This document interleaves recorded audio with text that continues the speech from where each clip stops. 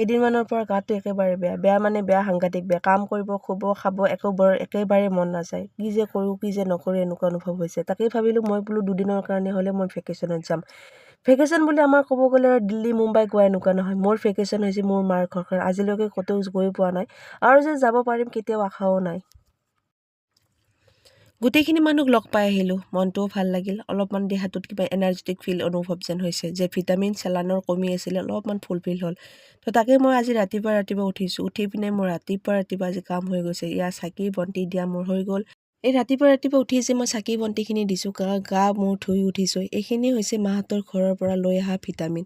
তো মোৰ দৰে আপোনালোকেও মাজে মাজে ভেকেশ্যনত যাব, অলপমান ৰিলেক্স ফিল হ'ব মনটো। কিমান আৰু কৰি এইবিলাক কাম বন কিমান কৰি মেলি থাকিব। আপোনালোকে মনতে ভাবিব কাম কিয়া তেল লেনে, এনেকুৱা জীৱন আৰু বাৰ নাহিব।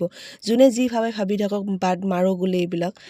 ভালে ভাল পাব, বেয়াই বেয়া পাব, যোনে যি কৰে কৰি থাকক। তো ৰাতিপুৱা মই বনালোঁ আজি ৰুটি আৰু লগত দিছোঁ গাখীৰ ৰুটি খালে খুব ভাল পায়, কিন্তু মই আকৌ খাব নোৱাৰোঁ।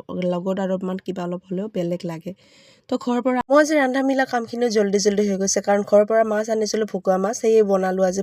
মই বনাইছোঁ ফুলকবি আলুৰে ভকুৱা মাছ, লগত বনাইছোঁ কচু আৰু ক'লা কচুৰে মাছৰ মাথা, আৰু লগত বনাইছোঁ শাক। আমি হৈছোঁ একেবাৰে সাধাৰণ গাঁৱৰ মানুহ, কথা ক'ব একেবাৰে নাজানো। যদি কিবা ভুল ভ্ৰান্তি হয় আপোনালোকক ক্ষমা বিচাৰিছোঁ। তো আজিলৈকে এৰিছোঁ। যদি মোৰ ভিডিঅ'টো ভাল পায় তেতিয়াহ'লে মোৰ চেনেলটো প্লিজ ছাবস্ক্ৰাইব কৰি দিব। আজিলৈকে এৰিছোঁ, বাই, আকৌ লগ পাম।